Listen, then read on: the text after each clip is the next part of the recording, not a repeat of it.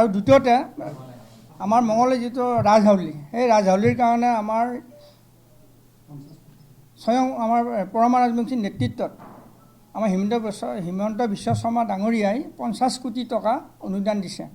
দ্বিতীয়তে খটৰা সত্ৰ আপোনালোকে দেখিছে, আগতে বহুত মন্ত্ৰী আহিছে, বহুত MLA আহিছে, যিখিনি কাম কৰিলে। এতিয়া আমাৰ পৰমা ৰাজবংশীৰ দিনত এতিয়া আমাৰ কিমান কোটি টকা অলৰেডি তাত দিছে, অলৰেডি আমাৰ কাম আৰম্ভ হৈ আছে, মানুহে দেখা পাই আছে। গতিকে এইটো 18 কোটি টকা। ৰাম মন্দিৰ সদৃশ, ৰাম মন্দিৰৰ নিচিনাকৈ আমাৰ সত্ৰখন বনাবলৈতো আগবাঢ়ি গৈছে। গতিকে আৰু ইয়াত যদি আমাৰ ৰাইজে যদি পৰমা ৰাজবংশী পাহৰি যায়, সেইটো ভুল কৰা হ'ব। গতিকে আমি পৰমা ৰাজবংশীক আমি শিপাঝাৰত বিচাৰিছোঁ আৰু তেখেতে টিকেটটো দি আমাৰ মনৰ আশা পূৰণ কৰে যেন। আমাৰ প্ৰশ্ন আছে, যেহেতু আপোনালোকে আজি কোচ ৰাজবংশী জনগোষ্ঠীৰ লোক হিচাপে উপস্থিত আছে। হয়, কোচ ৰাজবংশী জনগোষ্ঠীৰ লোক হিচাপে এগৰাকী প্ৰাক্তন বিধায়ক, বৰ্তমানৰ বিধায়কগৰাকীৰ কথা আপোনালোকে পুনৰবাৰ বিচাৰিছে। তেখেতও কিন্তু একেটা সম্প্ৰদায়ৰে ব্যক্তি হয়, কোচ ৰাজবংশী জনগোষ্ঠীৰে ব্যক্তি হয়। এই ক্ষেত্ৰত আপোনালোকৰ সংগঠনটোৰ এনেকুৱা বিশেষ উদ্দেশ্য আছিল নেকি যে আমাৰ কোচ ৰাজবংশী সম্প্ৰদায়ৰ বা জনগোষ্ঠীৰ এগৰাকী বিধায়ক হয়, এনেকুৱা উদ্দেশ্যৰ কাৰণে আপুনি সেইটো নহয়। কাৰণ আজি প্ৰেছ মিটখনত দেখিছোঁ আটাইখিনি আপোনালোকে যিয়ে মঞ্চত বহিছে, আটাইখিনি এটা জনগোষ্ঠীৰ চিনাকি দিছে।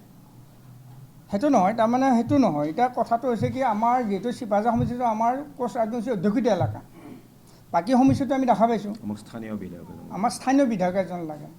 আৰু ইয়াত স্থানীয় বিধায়ক বুলি কওঁতে আপোনালোকে প্ৰশ্ন কৰিব পাৰে যে জনক চমু হ'ব পাৰে বা প্ৰাক্তন আমাৰ বিধায়ক বিনোদ শইকীয়াও হ'ব পাৰে, কিন্তু আমি সেইটো বিচৰা নাই। আমাৰ যিয়ে নেকি সমষ্টিৰ উন্নয়নৰ কাম কৰিছে, সেই হিচাপে আমি পৰমা ৰাজবংশীক বিচাৰিছোঁ। আগৰ তুলনাত এতিয়া বহুত কৰিছে, আগৰ তুলনাতো বহুত কৰিছে। কিন্তু আগতেতো আমি তেনেকুৱা উন্নয়ন দেখা নাছিলোঁ। তাৰমানে এই 5 বছৰ এইটো ইমান উন্নয়ন হৈছে। যদিহে পৰমানন্দ ৰাজবংশীক দলে টিকেট নিদিয়ে, তেনেহ'লে পৰমা ৰাজবংশীয়ে আপোনালোকৰ দলীয়ভাৱে আপোনালোকৰ জাতি জনগোষ্ঠীটোৰ লগত এই ধৰণৰ কিবা আলোচনা কৰিছে নেকি যে তেওঁ কিবা কাৰণত দলৰ যদি টিকেট নাপায় তেনেহ'লে অন্য কিবা বিকল্প চিন্তা কৰিব? আমি নাই কৰা, তেনেকুৱা নাই। আমি এতিয়াও ভাবি আছোঁ পৰমা ৰাজবংশী আমাৰ টিকেট পাব, আমি আশাবাদী। কিন্তু আমি এটাকে মনৰ ক্ষোভটো প্ৰকাশ কৰিব বিচাৰোঁ আপোনালোকৰ ওচৰত।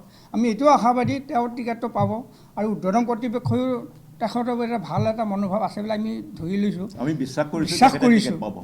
কিন্তু আমি যিহেতু কোচ জনগোষ্ঠী হিচাপে আমাৰ এটা কৰ্তব্য আছিল যে আমি তেওঁক এটা ছাপোৰ্ট দিব লাগে। কিন্তু তেওঁ অলৰেডি টিকেটটো আমি কনফাৰ্ম বুলি ধৰি লৈছোঁ, তেওঁ টিকেটটো পাব। মুখ্যমন্ত্ৰীয়ে ইতিমধ্যেটো কৈছে যে যিবিলাক সমষ্টিত ভাল কাম কৰিছে তেওঁলোকক সেইসকলকে টিকেট দিব। লোকসভা যদিহে পৰমানন্দ ৰাজবংশীয়ে ভাল কাম কৰিছে তেনেহ'লে নিশ্চিতভাৱে টিকেট পাবই। যদিহে টিকেট নাপায় তেনেহ'লে তেওঁ ভাল কাম নাই কৰা। গতিকে আপোনালোকে এইটো কথা যে কিবা কাৰণত যদিহে কিবা কাৰণত নিদিয়ে তেনেহ'লে আপোনালোকৰ মাজত কিবা এই ধৰণৰ চিন্তা চৰ্চা চলিছে নেকি? এতিয়া চলা নাই। আৰু স্বয়ং আমাৰ আমি ভাবিম পিছত।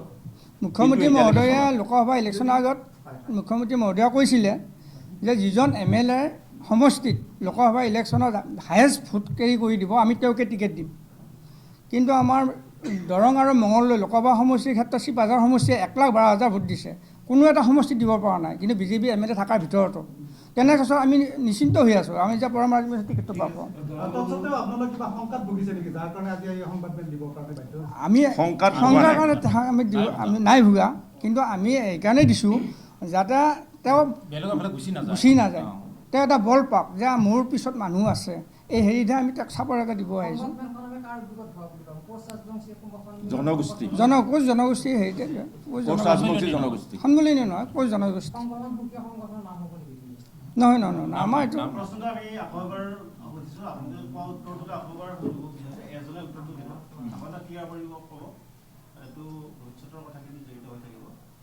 যদিহে শব্দটো আমি ইউজ কৰিছোঁ, যদিহে কিবা কাৰণত আগৰ সমীকৰণ মতে কৰ্মঠ বিধায়কজনে টিকেট পাব বুলি ইতিমধ্যে মুখ্যমন্ত্ৰীয়ে ঘোষণা কৰিছে, যদিহে কিবা আগৰ কথা সলনি কৰি নতুন চিন্তা কৰে, কিবা কাৰণত যদিহে বৰ্তমানৰ বিধায়কগৰাকীক টিকট নিদিয়ে, ইতিমধ্যে কৈছে 60,000 ভোটাৰ আছে এই বিশেষ জনগোষ্ঠীটোত। আপোনালোকে সিংহভাগ দায়িত্ব শিপাঝাৰ সমষ্টিটোত আপোনালোকৰ ভোটাৰেই মেজৰিটি আছে। তেনেকুৱা ক্ষেত্ৰত আপোনালোকে মেইন ৰোল ল'ব পৰা এটা ক্ষমতা আপোনালোকৰ মাজত আছে জনগোষ্ঠীটোৰ মাজত। তো গতিকে জনগোষ্ঠীৰ লোক হিচাপে আপোনালোকে এই ধৰণৰ চিন্তাটো কৰা নাই যদিও কৰিব লাগিব পিছতে টিকেট নাপায়। আমি টিকেট ডিক্লেয়াৰ হোৱাৰ পিছত টিকেট যেতিয়া ডিক্লেয়াৰ হ'ব বিজেপি দলৰ পৰা তাৰপিছত আমি বহিম বা আমাৰ ভৱিষ্যত কাৰ্যপন্থা আমি গ্ৰহণ কৰিম। এতিয়ালৈকে যদি আমি আশাবাদী তেওঁ নিশ্চয় টিকেট পাবই, গতিকে আমি বেলেগ চিন্তা বা বিকল্প চিন্তা কৰাৰ প্ৰশ্নই অহা নাই। আৰু এটা প্ৰশ্ন আছে, ইতিমধ্যে চিপাঝাৰ সমষ্টিটোৰ পৰা টিকট বিচাৰি বহুবোৰ ব্যক্তি ইতিমধ্যে ফিল্ডত ঘূৰি আছে। তো আপোনালোকে এটা বিশেষ জনগোষ্ঠীৰ পৰিচয় দিছে, কোচ ৰাজবংশী জনগোষ্ঠীৰ তৰফৰ পৰা বিধায়কজনক বিচাৰিছে পুনৰবাৰ, কিন্তু কোচ ৰাজবংশী জনগোষ্ঠীৰ ব্যক্তি কেইবাগৰাকীও ইতিমধ্যে টিকট বিচাৰি চিপাঝাৰ সমষ্টিত বিশেষকৈ ভোটাৰৰ মাজলৈ আহিছে বা ঘূৰি আছে। তাৰে ভিতৰত মই যদি নাম ল'ব বিচাৰিছোঁ, প্ৰণৱ নাৰায়ণ দেৱ এগৰাকী ব্যক্তি, তেওঁ ঘূৰি আছে তেখেতৰ কিন্তু দাবী হ'ল চিপাঝাৰ সমষ্টিৰ পৰা তেওঁ টিকট লাগে। এই ক্ষেত্ৰত আপোনালোকো একে জনগোষ্ঠীৰ ব্যক্তি হিচাপে তেওঁক কি ক'ব বা ভোটাৰক কি ক'ব? আমি ক'লোৱেই যে টিকেট ডিক্লেয়াৰ হওক, তাৰ পিছৰ পৰ্যায়ৰ যিখিনি আমি কৰিব লাগে আমি সেইখিনি কৰিম।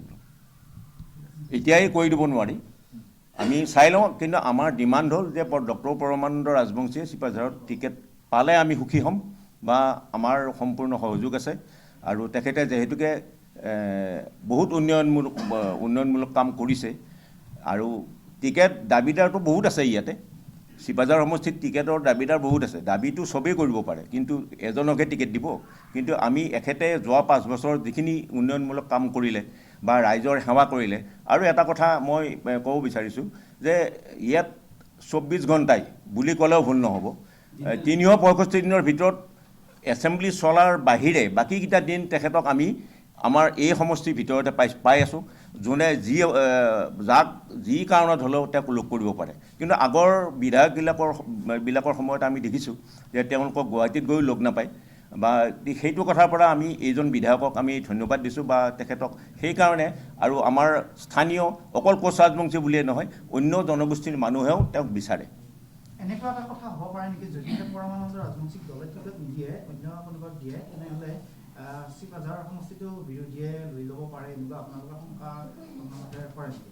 নাই, আমি সেনেকুৱা শংকা কৰা নাই। এইটো ভোটাৰৰ কথা, ভোটাৰসকলৰ কথা, জনতা জনাৰ্দন। গতিকে ভোটাৰে কি সিদ্ধান্ত হয় সেইটো ল'ব। কিন্তু আমি ডক্টৰ পৰমানন্দ ৰাজবংশীয়ে যদি টিকেট নাপায় আমিনো কি কৰিম, তাৰ পিছৰ কথাখিনি আমি ইয়াৰ পিছত ল'ম, টিকেট ডিক্লেয়াৰ হোৱাৰ আৰু দ্বিতীয় কথাটো হ'ল কি, আমাৰ 1 মিনিট মই এখাটা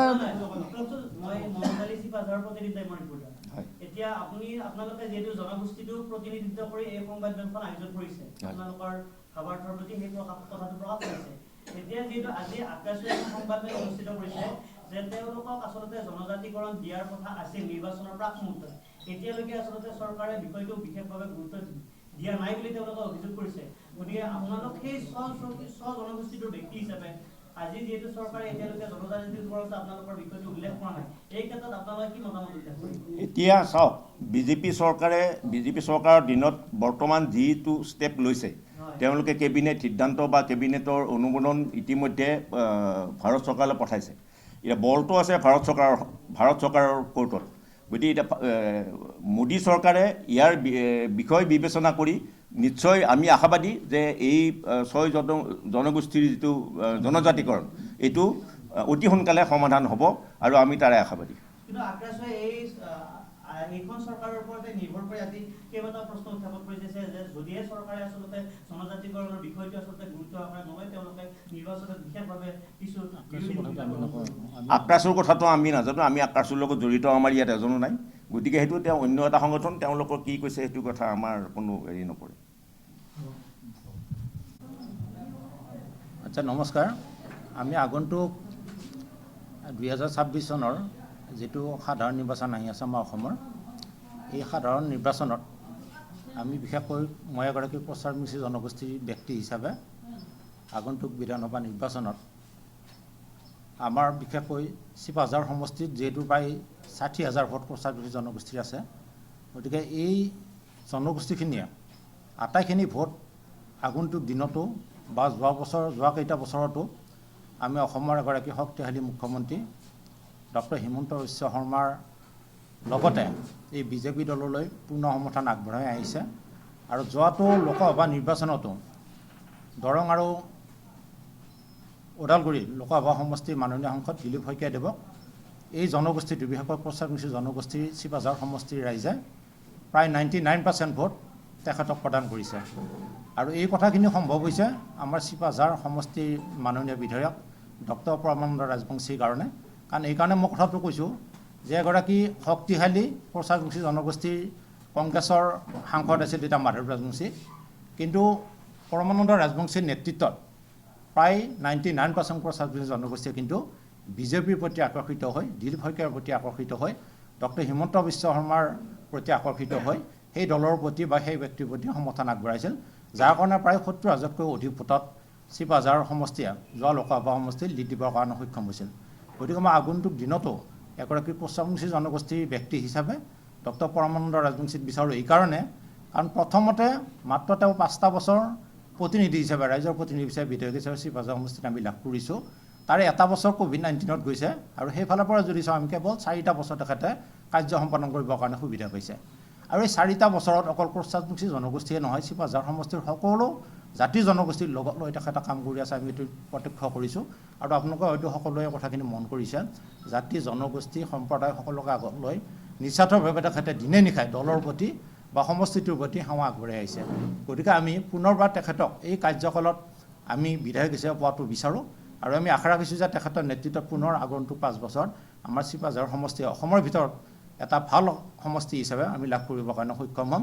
গতিকে মই মুখ্যমন্ত্ৰী মহোদয় আৰু আমাৰ সাংসদ তথা ভাৰতীয় জনতা পাৰ্টীৰ ৰাজ্যিক সভাপতি দিলীপ শইকীয়াদেৱক মই এই বিষয়ে অনুৰোধ জনাব বিচাৰোঁ যে আগন্তুক দিনত ডক্টৰ পৰমানন্দ ৰাজবংশীক এই বিধায়ক হিচাপে দলীয় টিকটটো প্ৰদান কৰি পুনৰ 5 বছৰ এই সমষ্টিত সেৱা কৰিবৰ কাৰণে সুবিধা লাভ কৰিব, এই অনুৰোধটো আমি আমাৰ ফালৰ পৰা জনাইছোঁ। ধন্যবাদ।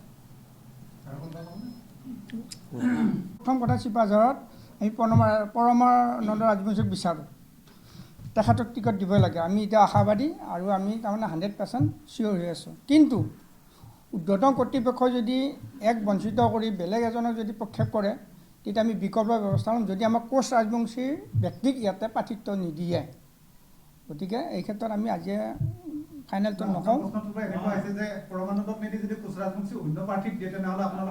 নহয়, আমিতো উৰ্ধ্বতন কৰ্তৃপক্ষ, যিহেতু আমি বিজেপি ছাপৰ্টাৰ হিচাপে, আমি যিহেতু বিজেপি ছাপৰ্টাৰ হিচাপে আমি বিজেপি ছাপৰ্ট দিবই লাগিব। যদি পৰমা ৰাজবংশীৰ যদি টিকেট নিদি পেলাই বেলেগ এজনক দিয়ে অন্য সম্প্ৰদায়ৰ, তেতিয়া আমি বিকল্প ব্যৱস্থা এটা ল'বলৈ বাধ্য হ'ম। তেতিয়া আমি ডিচিশ্যন এটা ল'ব লাগিব। আমি বিজেপি হেৰি হিচাপে বিজেপি